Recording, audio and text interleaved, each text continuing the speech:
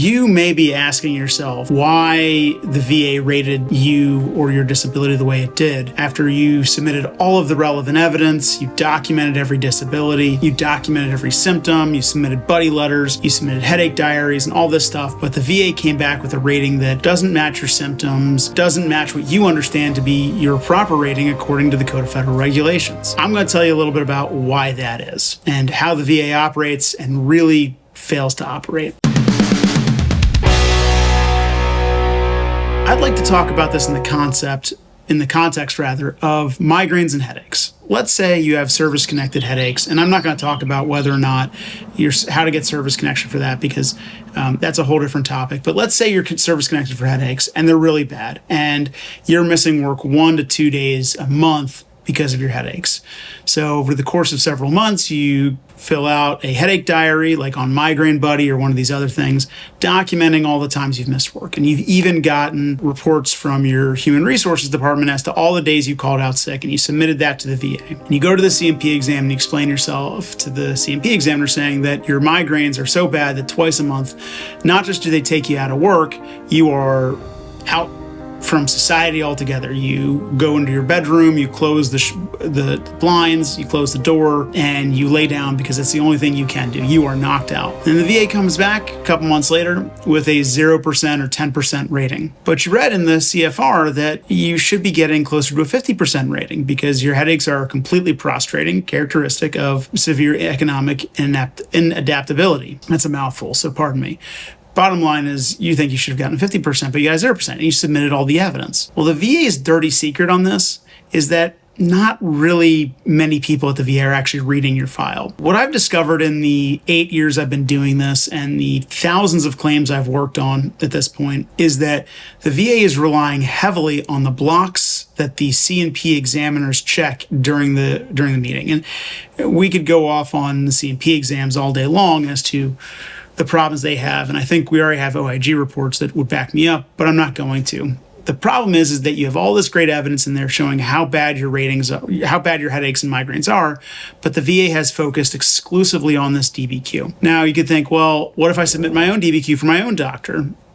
Well, that could work, but again, the VA is focusing strongly on what their C&P examiners do. If they don't check the right block on the form, then you're probably going to get underrated unless the VA employee who's actually assigning the rating does the deep dive on the file and really looks in to what the rest of the medical evidence and what the rest of the lay statements are showing. Yes, it is all about evidence, but just because you submit all of the evidence doesn't mean the VA is going to read it all and actually apply the ratings correctly. You have to take into consideration is that the VA, in its focus to move claims quickly, and I know that's hysterical when you think about it, considering it takes months and months and months to get any claim through most of the time. You wind up looking at this situation where the individual employees at the VA are only doing very quick reviews of the file. And what they do is that they go right to the medical opinion and right to the DBQ, and they figure out what blocks are checked so that they can put that in the rating decision and move right along. And if you read the rating decision itself, you can see that it doesn't make a whole lot of sense. It looks like a Mad Lib or some cut and paste nonsense because they are trying to move as quickly as possible through as many files as possible. And as of the time of the recording of this video, there's something like a 900,000 case backlog. This may be improved somewhat with some of the tools the VA is using where they can summarize all the other evidence, but really the problem is that no one at this level is really reviewing the file until you start getting to places like a higher level decision review officer or even the Board of Veterans Appeals at that level where they're really going into deep dives on the claims themselves and the evidence that supports them, not just the DBQs. Again, so this is the thing that the VA doesn't tell you. And the shortcut that is actually really harming veterans is they are really focusing on what the DBQ and the medical opinion say and not all of the underlying evidence that you did a terrific job submitting. Now, again, to be completely clear, do not stop submitting good evidence. Don't just submit everything, but if your headaches are really bothering you and taking you out of work, submit your headache diary and any work slips that you might have.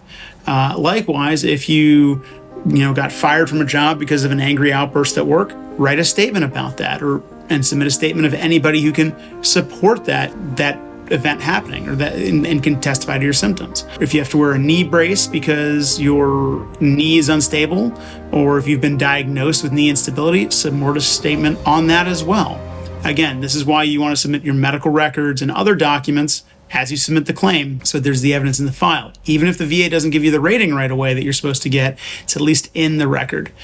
So again, that's the secret as to why the VA might not give you the rating that's correct at first, but eventually you can get that proper rating. Now, staged ratings are a whole different topic where the VA gives you a separate rating on the date of the exam, and that's a whole thing I'm not going to get into in this video. But the bottom line is keep submitting the evidence, and if your rating's wrong, give us a call and let's see if we can appeal it for you, and we can take it from there.